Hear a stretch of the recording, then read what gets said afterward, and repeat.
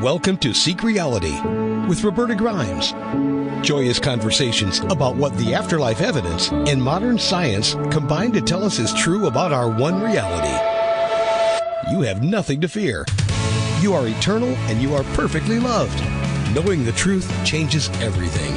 Now, here's Roberta. Welcome to Seek Reality. I'm Roberta Grimes and I'm delighted you're with us today. Today our guest is a wonderfully curious man we've been following at Seek Reality for quite some time now. When we first met him, Mark Gober was a recent Princeton graduate and he was just about as buttoned down as that title would suggest, but he'd only then wandered off the mainstream reservation and he had discovered the primacy of consciousness and he couldn't let it go. So he had to write about it. And he wrote a truly amazing, groundbreaking book that was right up our alley here. It was called An End to Upside Down Thinking, Dispelling the Myth that the Brain Produces Consciousness and the Implications for Everyday Life. I loved it. Mark actually, at the time, seemed a bit dazed to me at the time because he knew what he'd found, and he knew, I think, that at that time his life had been taken over by consciousness. His book was just fabulous. I loved it. And frankly, the rest was history for him. He followed that book with 5 more wonderful books. Each was even better than the one before it. The next 4 were An End to Upside Down Living, Reorienting Our Consciousness to Live Better and Save the Human Species. Then came An End to Upside Down Liberty, Turning Traditional Political Thinking on its Head to Break Free from Enslavement. Remember these?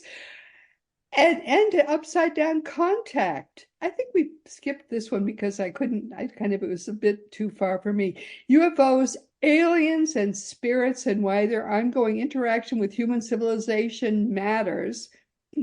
An End to Upside Down. Well, this is one we skipped. An End to the Upside Down Reset, the leftist vision for society under the Great Reset, and how it can fool caring people into supporting harmful causes. I don't do politics here. And now comes An End to Upside Down Medicine, and why consciousness is needed for a new paradigm of health. This one really blew my mind. And this one we're going to do today. This is our second attempt at it because when we did it the first time, I hadn't finished reading it and I really wanted to. But this latest book, I think, is very, very important. I've just finished reading it and we really are going to dig into this one. Every book that Mark Gober writes is, frankly, an amazing expose of the truth that almost no one else dares to seek and to find. And he digs up stuff that everybody else walks by, looks at, and does this. They just ignore. They don't want to even think about. It is truly amazing to me what we live with, accept, and let affect our lives because we don't want to look at the fact that underneath it all is consciousness. And everybody pretends that's just not true. Everybody allows the experts in our lives to be not expert at all because consciousness underlies everything. Mark, welcome and thank you for upsetting our entire world. Thank you so much for being back with us. I just really love you, my dear. Thank you. Well, thank you so much for the warm introduction, and it's always such a pleasure to speak with you. I don't even know where to begin. I just finished reading the rest of your book. I had only read a little bit of it when we talked, I think around just after the first of the year. And wow, I don't even know where to begin with this. It's overwhelming, frankly. Maybe Roberta, we can start with what really piques my curiosity about this topic of medicine. And I realize this is what typically happens in my research. I hear about a few anomalies, things that don't really make sense. And then when I try to make sense of them, I realize there's a bigger picture. So with regard to the primacy of consciousness, I didn't start there. I learned about psi phenomena, near-death experiences, and so forth. And then I realized these all tie to the primacy of consciousness. Similarly, with regard to medicine, I learned about anomalies, which we'll discuss today, about, let's say, viruses, the role of consciousness in healing, vaccines. And I realized the bigger question is, what are the determinants of health and disease? What is it that makes us sick? If we have a symptom of something, what is actually going on? Because I realized that in our minds, we have a whole narrative of something that happens, all these processes that result in symptoms. But if you dive into each of those assumptions, which many of us don't do, and I hadn't done, and look into the scientific literature, there's often a weak basis for believing the things that I thought were true and the things that much of mainstream medicine believes to be true. Wow, that's a major statement. I mean, I was just telling Mark that the fact that apparently we don't even know for sure that such a thing as a virus ruined my husband's breakfast this morning. My husband is a retired physician. When I said, hey, guess what? Did you know we don't even know for sure there's such a thing as viruses? He almost destroyed my marriage of more than 50 years. This was not a pleasant thing for him to do to my husband's breakfast. Well, let me take a few steps back in case your audience is stunned by the statement you just made, because I was too. And let's go back in history. The word virus, according to the Greeks, meant a slimy poison. It wasn't until the 1950s, with Watson and Crick's double helix structure of DNA paper, 1953, that genetics became a big part of the medical milieu. And there were some other developments, also the bacteriophage, which relates to particles that are known to exist with bacteria, where the current model of a virus emerged. So it's only really decades old. And the current model of a virus, which when people talk about things like COVID and otherwise, they're talking about an intracellular parasite, something that gets inside of your cell, replicates, and then causes disease in the host. Okay. So that's a very specific definition. And what I didn't realize is that the belief in that particle or that organism, whatever you want to call it, is based on indirect evidence and inference. So it's impossible to prove that something doesn't exist. I want to establish that, but there is no direct evidence for it. Now, let me explain. Let me take one step back, first of all, which is that people can get sick in the same place with similar symptoms for reasons other than a virus or something contagious. For example, let's say everyone goes to a party and gets sick. You could say, oh, well, they caught a bug. Well, maybe there was a toxin in the environment, or maybe they ate similar food that was poisoned. Maybe there was electromagnetic issues. Maybe there were issues of consciousness, which is separate. The point is that we tend to jump to one conclusion that, well, it must have been a contagious particle. It jumped from this person to this person, jumped between their cells. We've never seen any of that, but we assume it. So what we might call viral diseases, and that's what I talk about in the book, there are other explanations for it, potentially to be explored, but they're often not explored because of the mainstream paradigm. So let me go back to this question of a virus, because your audience might be wondering, well, we've seen pictures on TV. They've shown us that the virus actually exists. Well, what are you actually seeing in those pictures? I didn't know until I looked into it. It's a static image under an electron microscope. Static meaning it's not moving. A virus is supposed to be a living thing that's getting inside the cell, replicating, doing all this stuff. And they're so small, allegedly, that you can only see them under an electron microscope, which was only invented in the 1930s and became more prevalent thereafter. So before that, for example, Louis Pasteur, when he was working with rabies, he said, well, I can't see anything there. There must be a virus. The thing with the rabies, I couldn't believe. It's like tell the story of rabies, because I couldn't believe that. I really couldn't. Well, so Louis Pasteur, and then I want to continue on the going back to the electron microscope, but this was an interesting one because rabies is often believed to be a contagious virus. And okay, well, I'm trying to figure out where to start here, because one of the problems with I don't want to put you off track. You don't have to don't tell the story of rabies, but the point is rabies is like an illusion, a myth. It's not real. Rabies isn't even real. So continue. So I want to make an important clarification there. What we're saying is not real is maybe the cause that's believed to result in symptoms. So we're not disputing that people get sick or animals get sick with symptoms. The question is it this particle that's causing it?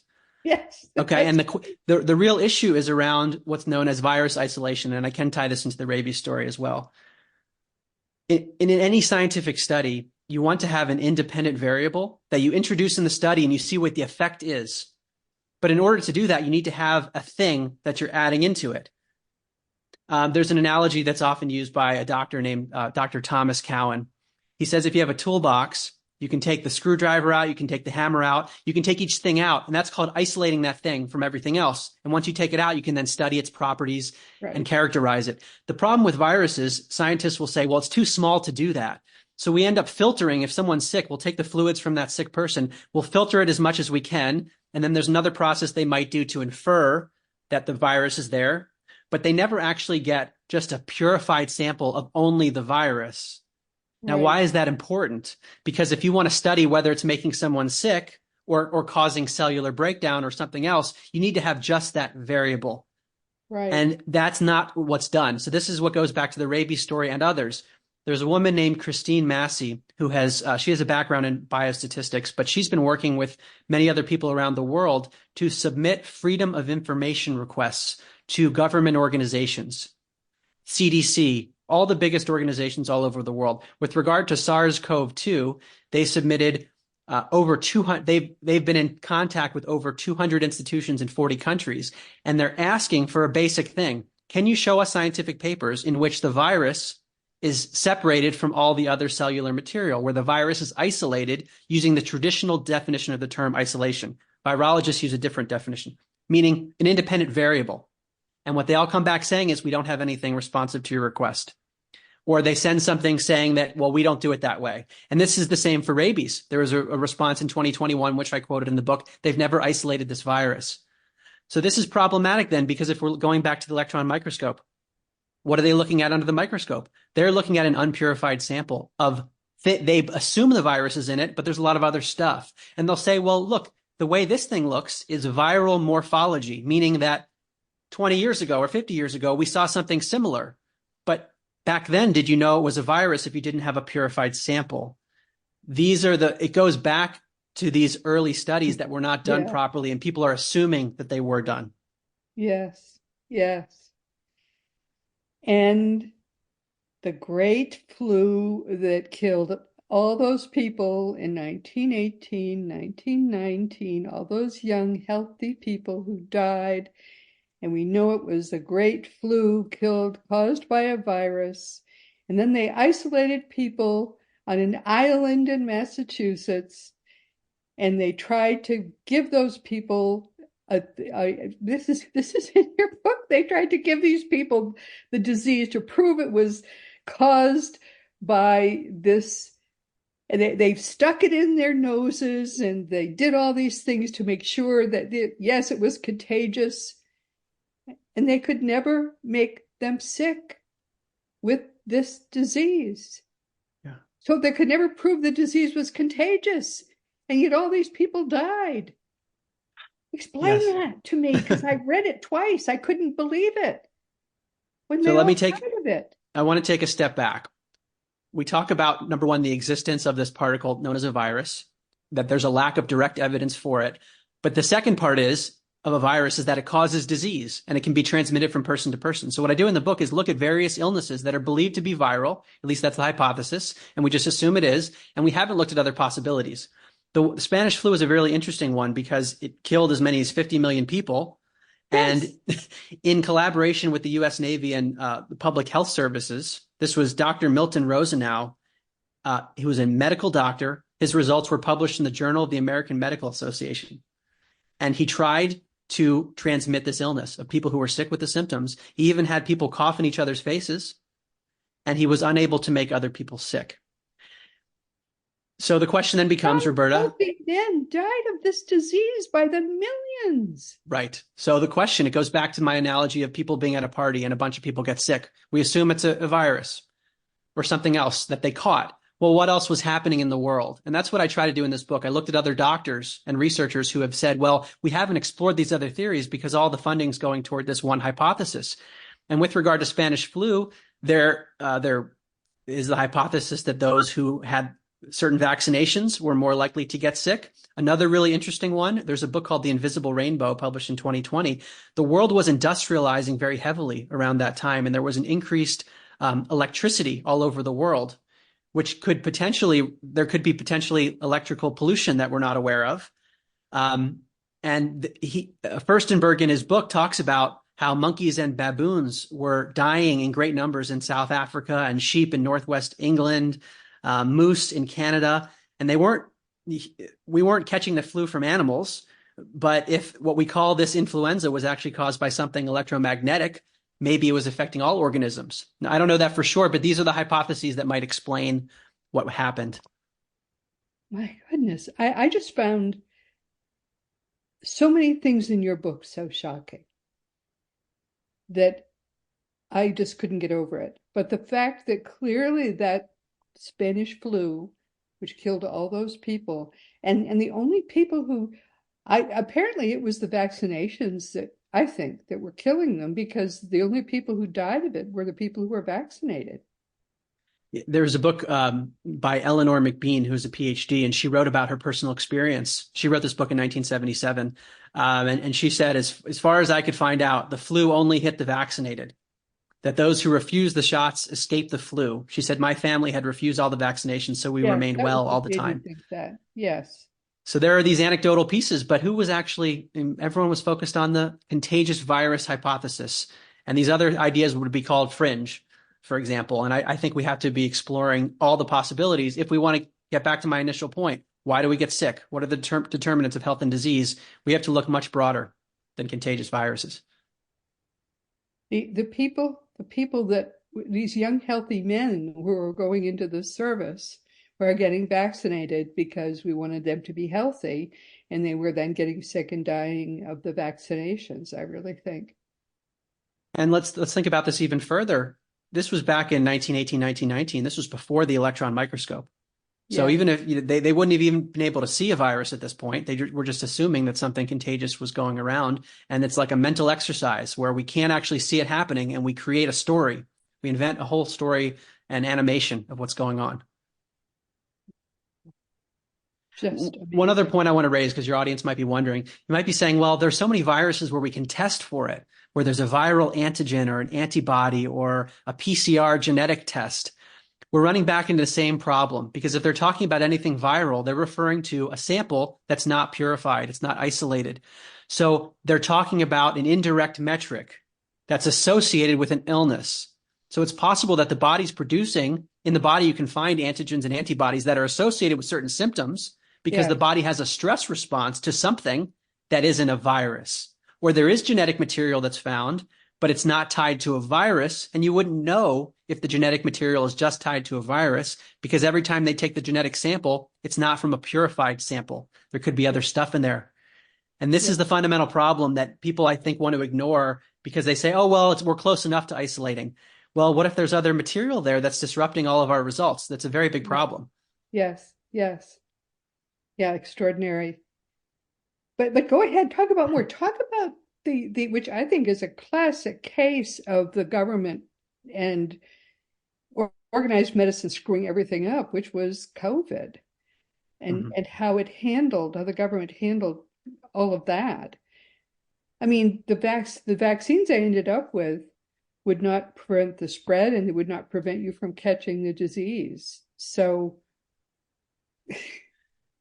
it's a big problem. And I mentioned the Freedom of Information requests. These were government organizations, over 200 of them in 40 countries. People were asking, show us an isolated virus where the virus is separated from everything else. And they're unable to do it. And yet the world was shut down on the basis of this thing that hasn't been fully isolated. That's a problem. And so one of the reasons people are very enthusiastic about this topic, and I should add that I came in late to the game. I usually do that with all my books. Other people were way ahead, and then I synthesize. But what the people in what you might call the health freedom community, what they would argue, and I also want to add, there's a split in the health freedom community. There are those who say, look, COVID was used to weaponize freedom, and it was to take away our freedom. And they would say the vaccinations were part of an agenda, but they would say, and there's still a virus, and you shouldn't say that there's no virus because that distracts from the point. Then there are others who say, well, look, there's a lack of scientific evidence, that we don't have an independent variable. These studies often don't have proper controls either, and that's important for the scientific method. We haven't established this. We should be looking at the true cause. And these people would say, we need to know the cause of illness, because if we don't, there could be another alleged viral pandemic that actually hasn't been established in terms of the cause. And if we don't know the cause of why people are getting sick, then how can we have an appropriate remedy? And maybe, yes, there are certain antiviral drugs out there, but in the same way that radiation therapy, for example, it might technically help someone with cancer, it's not because it's specific to the cancer. It's just it has an overall effect. Like chemotherapy is an anti-metabolite in a sense. Antivirals might have a similar effect where they're anti-metabolites, but they're not actually stopping a virus, and therefore they're not specific medications. Yeah. And the same would go for vaccination. My point is we need to get clear on the cause of illness to then be able to treat it properly. And Roberta, if we don't understand that, then governments can weaponize their control and lock people down unnecessarily and so forth. So it's a matter of freedom too. Sorry. And the lockdown was so clumsy. I mean, they deliberately, in some states like New York, put sick people in with old people, and this turned out to be a disease primarily of the old and the overweight. They were the only people who really died of it, and as a result, they killed so many old people, and which was tragic.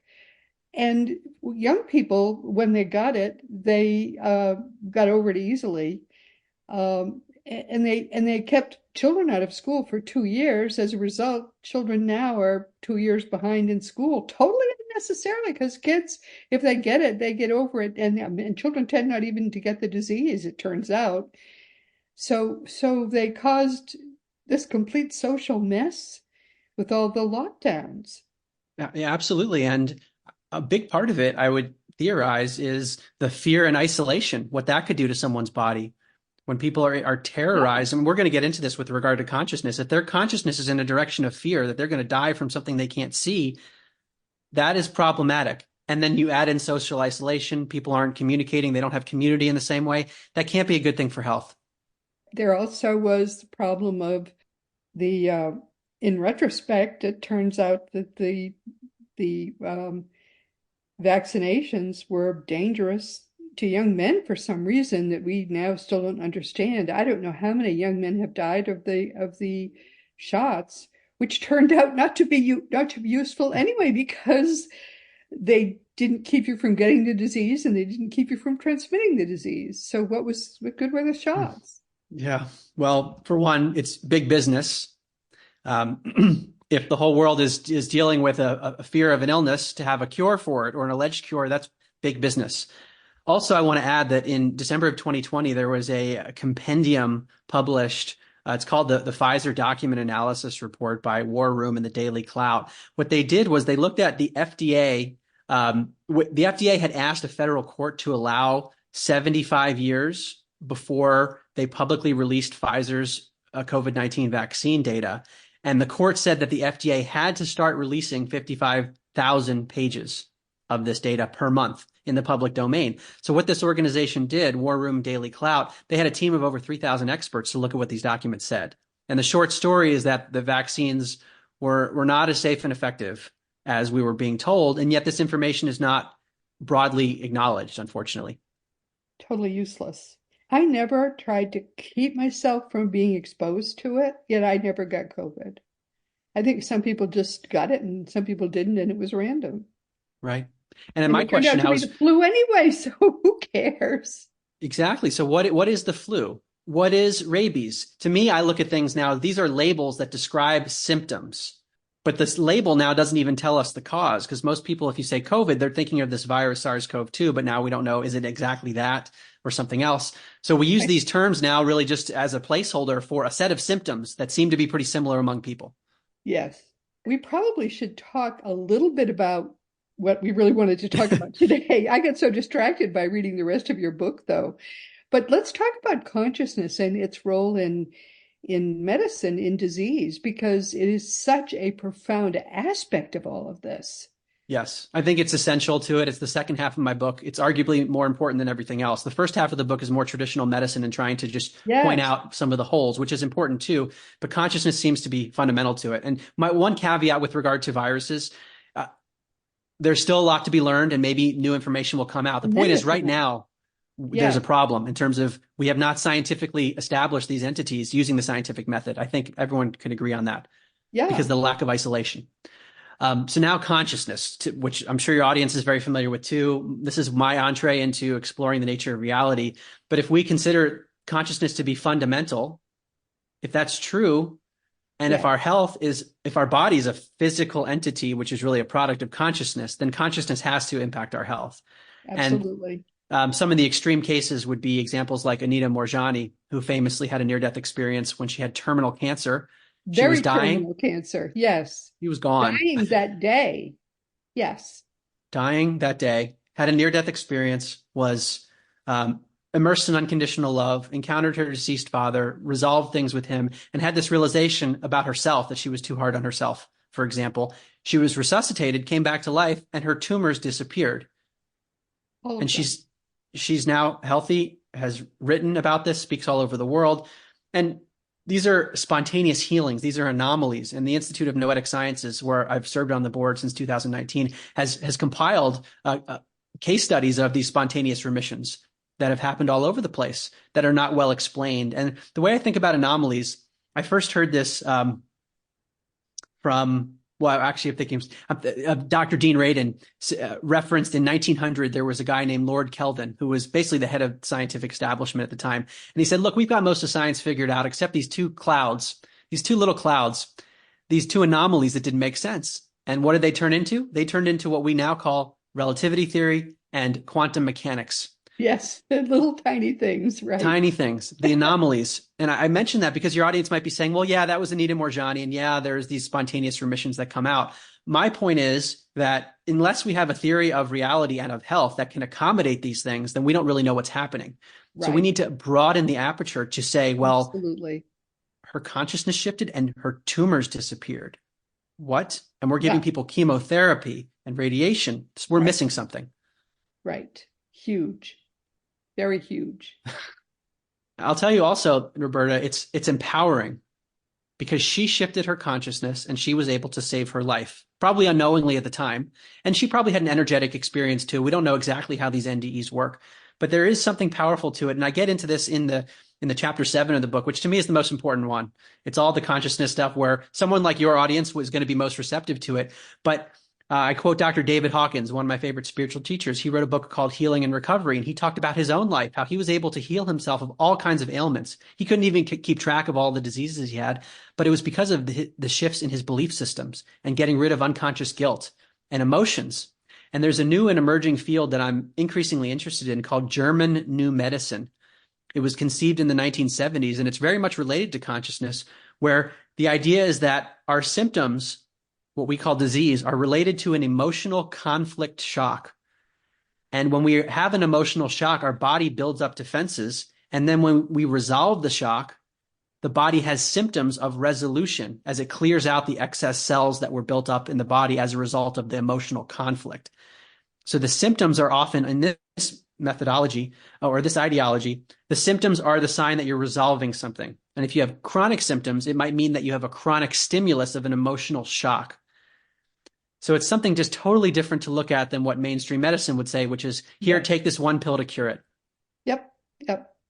I have had some guests on Seek Reality who have had chronic diseases, and and medicine gave up on them. And they had to cure themselves, and that's what they did. And it basically was consciousness that they used to do it. So again, that is a principle which medicine should look into, because it works really well. Really well. Well, I'll tell you a problem with it. It's not profitable in the same way that pills are. And it can actually cure you. It works a whole lot better than pills do. Yes. Yeah. It can get to the root cause of why the symptoms are there rather than trying to mask the symptoms. Now, I don't want to say that all of allopathic medicine is terrible. There's certainly value in the pills sometimes as an emergency. But what we're talking about here is root cause. Why are people sick and healthy? And it seems like consciousness, if you really get into your own mindset and look at beliefs and look at the thoughts and look at trauma, clearing those sorts of things or transmuting them can result in massive health improvements. I'll tell you someone else who really understood the power of mind over matter. Jesus said, if you have as much faith as this little much, a grain of mustard seed, that little bit of faith, you can tell a mountain, go from here to there, and it'll obey you. That's true. But people still don't get what he was talking about. This is what he was talking about. Right. Because we believe so firmly in a physical world that is just That's right. static and it's not influenced by our consciousness. And furthermore, there's a belief that our consciousness is not part of something that we might call divine. Those are simple statements, but if you firmly internalize that, which I'm still in the process of trying to do myself, but if you Yes, do, it seems it's like that. hard. We tend to Yeah. believe solid stuff is solid, but it's not. Actually, it's not. It's 99.9999999, seven nines after that point, percent empty. That's a fact. That's a scientific Yeah. fact. So if that's all it is, of course your mind is more powerful than that. And that's Right. what we have to get used to understanding is true about reality. So It's that's a, what we're working with. Yeah, and it goes back to so much of what you cover on the show, Roberta. The nature of reality is being misunderstood everywhere, especially in academia, and that includes the medical establishment. So the way of thinking is a physicalist, materialist perspective on the body, which is that we are just a sack of meat and it's all physical. And that assumption is going to embed all of the ways of trying to treat illness. That's right. That's right. No, but what you are doing in trying to give people this basic information, and I recommend everybody read your book because I think it really rocks everybody's world. It's powerful. It's exciting, even though my marriage is a little shaky today, but I think I can fix it. But no, I mean, doctors are have ingrained in them the notion that this allopathic medicine is somehow sacred, and it's not. It's just a belief system. It's a shakier belief system even than religion is. And if it were working so well, we would probably have much less chronic illness. There would be so many illnesses that we would be treating better. There are so many viral conditions that we would be doing better with. And that's not to say we haven't made advancements, but we're clearly not a healthy society. So the idea to me that we're far off, that seems very reasonable. Yeah, yeah, exactly. So what what have you learned from all of this? Because this is you've done all these books, and basically everywhere you've looked, you've seen major screw ups. Mm. What have you learned? I mean, do you see anything solid in our society you can stand on? Now, my perception on this has shifted. When I first learned about the primacy of consciousness, the idea that consciousness does not come from the brain, that our consciousness continues when the body dies, psychic phenomena are real, that was totally mind-blowing to me. And I thought, well, there have been shifts throughout history where people just believe something and they innocently got it wrong. And that's just part of human psychology. I do think that's part of it. But the fact that, as you point out, there's systemic misunderstanding, systemic ignorance in clear ways where the truth is out there. If you actually just look, these freedom of information requests and responses from the CDC and others, anyone can read them, but they're not being talked about on the news. So there's also a systemic, not just ignorance, but deception. And that's where I am. Exactly right. We live in a world of deception. That's what where I'm coming out on this, where it is an intentional desire for the truth to be concealed. And where I stand now is that it's part of our evolutionary journey to see through the wolf in sheep's clothing and discover the truth and then embody it. But it's not always going to appear as it seems. I used to have a more naive perspective that it would be very easy to spot evil. And sure, there are murderers out there, but there's also the wolf in sheep's clothing, that which presents as benevolent and helpful, but actually is not. So what happens next? Let's say there's another, but much more maybe dangerous virus on the horizon. And the government says, oh, this one is really a lot more dangerous. What do you think will happen then? Well, the first thing I will do is I will try to be very precise with my language. I will say what's actually happening. I'm not going to overlay any words that are inferences. There are a lot of people who are getting sick with similar symptoms, and a lot of them are dying. I don't know why that happened. Maybe they test positive on a test that's an indirect metric, but I would love to see the isolation of the particle that's alleged to do these things. And until that, I'm going to be asking questions of, well, is there another reason that people are getting sick? What's going on in the environment? What's going on psychologically? What's going on with consciousness? What's going on with toxicity in the air, in the food, and all those other questions. And until those things are answered, I'm going to be skeptical of any alleged cure, whether it's a lockdown or a medication, because the cause hasn't been established. Now, if I'm doing that and I'm late to the game, I know there are many others too. So there is a question here of how rapid the collective wake up will be, whether how many people are going to be asking those questions versus just listening to the headlines. I personally believe that just like the wolf, the boy who cried wolf, whatever the government says, nobody is going to believe them, unfortunately, because they screwed the COVID thing up so badly. Almost no matter what they say, nobody's going to believe them. And that's kind of tragic in a way. Because what if this one is really a serious situation? They definitely lost trust. Even in the people who are the most ardent followers, I feel like people are loosening their trust. Yeah. I mean, I cannot imagine ever again letting them put a needle in my arm. I'm old, so it doesn't matter as much for me, but I can't imagine wanting them to put a needle in one of my children or grandchildren's arms either. Yeah, I certainly would want to know what the ingredients are, what the studies have been. I would want transparency about the Studies have fact been. that there's no long-term testing and therefore we can't make any claims about long-term health. And that was not done this time. So there's just a lot of questions that need to be asked, and it should be okay to ask them. The young men dying of heart issues. And they're really not giving us much information about that, but that never happened before they started with all these shots. Well, one of the problems, and I reference a book in my book, it's called Vax, Unvax by RFK Jr. and his co-author named Brian Hooker, where they compiled some of the studies that compare vaccinated populations to unvaccinated populations and which ones are healthier, not just with regard to the thing that they're supposed to be vaccinated for, but also who has more heart disease, who has more eczema, who has more autism, all these things that you'd think people would want to be looking for in the long term. And they found more health problems in these studies with the vaccinated groups.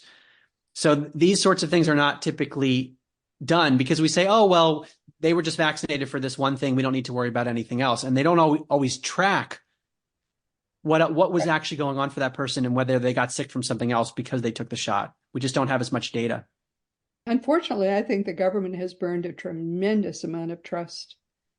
Yes, I see it as both tragic, but also an opportunity for the public to start taking more personal responsibility for health and other things. And that's, to me, a part of our spiritual evolution is not to necessarily offload to the authority figures, while at the same time having the humility to acknowledge that there are experts who know a lot more than we do.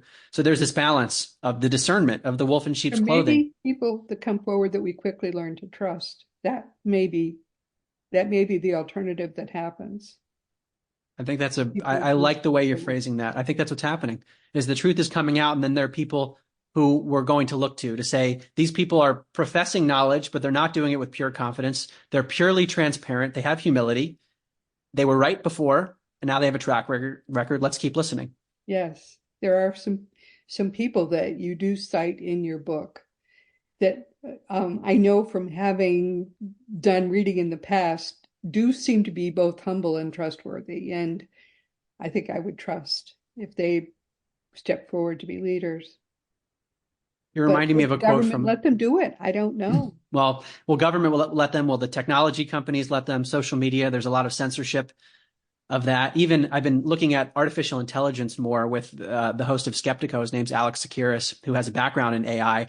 But if you ask it questions, so generative AI is basically like Google search on steroids. And you can ask it questions and it immediately responds.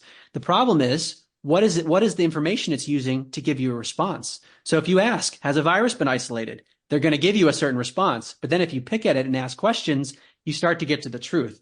My point here is that the information we get is pre-screened or it's biased in a certain direction, which means that we all, as individuals, have to be active in the process of trying to discern the truth. Be interesting. There is a Chinese curse, may you live in interesting times, and that Chinese curse is starting to be fulfilled right now. Oh, my dear, we could talk forever, but we have come actually past the end of our time. I think we're going to have you back again. When are you writing another book? Like I always say, I don't have one planned. I don't know if I'll write another one. It would have to be something that is this big for me to be interested. Yeah, yeah. Well, we just have to do as much as we can to get as much publicity as we can for what you have written, because it's certainly a major, major opus at this point. You've got so much out there that we just have to get more publicity for at this point. So Thank you. consider yourself hugged, my dear, and we'll have to have you back again soon. I just love talking with you, and you always blow my mind, and sometimes my marriage, but we'll get that back too. Um, anyway, everyone, this has been Roberta Grimes for with Seek Reality, and with my wonderful, wonderful friend Mark Gober, and we'll be doing this again next week. Again, meanwhile, till we speak again, please remember you are a powerful, powerful, eternal being. You never began, you never will end, and please never ever forget that. Next week, our guest will be Mark Ireland, who will be here for the third time. Mark is a longtime student of the evidence. I think he followed you last time, too. And the two of you really fascinate me. Mark is a longtime student of the evidence for death and the afterlife, but I hadn't talked with him for the better part of a decade before he was our guest again earlier this year. So when I came across his name, I thought, now what happened to him? And I got to wondering, and he's been up to a lot. So sure enough, when he turned up again, and I wanted to talk to him, and because I find him fascinating. So we're going to enjoy visiting with him again together next week. This week, our guest has been Mark Gober, who I just love. As you can see, whatever he sees and gets interested in, he just digs into, and he finds out that everybody is on the wrong track. And he is just fascinating. An end to upside down thinking, an end to upside down medicine. This book, I think, is the best of all of his books because he really has found. My husband is a retired physician. Nothing upsets him anymore, but I really ruined his day-to-day when I told him about this book. Medicine scoots along the top of everything. It is really not digging into what is true because it doesn't understand the influence of consciousness on everything that makes us sick. I believe everybody ought to read An End to Upside Down Medicine. Please get this book, please read it, and then please take responsibility for your own health, because believe me, medicine is not taking, the medical community is not taking responsibility that it needs to for your own health. I loved this book. I'm going to read it over again now. All of Mark's books are very well written, they're easy to read, and they're full of shocking truths that everybody ought to know. And now, of course, it's time once again to mention that Seek Reality Online is your one-stop resource for all things afterlife. It's time once again, too, to take responsibility for that because, like it or not, you're going to live forever. So it's time to know what the next stage is going to be like. Craig Hogan is the president of Seek Reality Online, and he's gathered all that information for you. So spend a little time there and learn what your eternity is going to be like. It's much, much better than you can possibly imagine. And teachingsbyjesus.com is your single resource for all the beautiful divine truths that Master Jesus actually taught. Christianity is not his religion. It's the Roman Emperor Constantine's religion. And as it dies, Jesus finally is going to have his turn, and it's going to be a beautiful turn. So join him there. And as you know, I have my own nonfiction books, but there's no time left to talk about them because we've been having too much amazing fun with Mark. So please go to my website and learn about my books too. And all of the more than 500 past episodes of Seek Reality are available wherever audio podcasts can be found, or you can listen to new audio episodes each week with the Seek Reality app that you can find wherever free apps are available. And you can see the new video episodes each week on Roku or Fire Stick, YouTube, and elsewhere. And meanwhile, this has been Seek Reality with Roberta Grimes. Please enjoy and make the most of this coming week in our one reality, always knowing that you are a powerful, eternal being, and you, most of all, in this whole universe, you are infinitely, eternally, and perfectly loved. You've been listening to Seek Reality with Roberta Grimes. Roberta blogs and answers questions at robertagrimes.com. Join us every week as we explore what the afterlife evidence and modern science combine to tell us is true about the one reality we all share. Knowing the truth changes everything.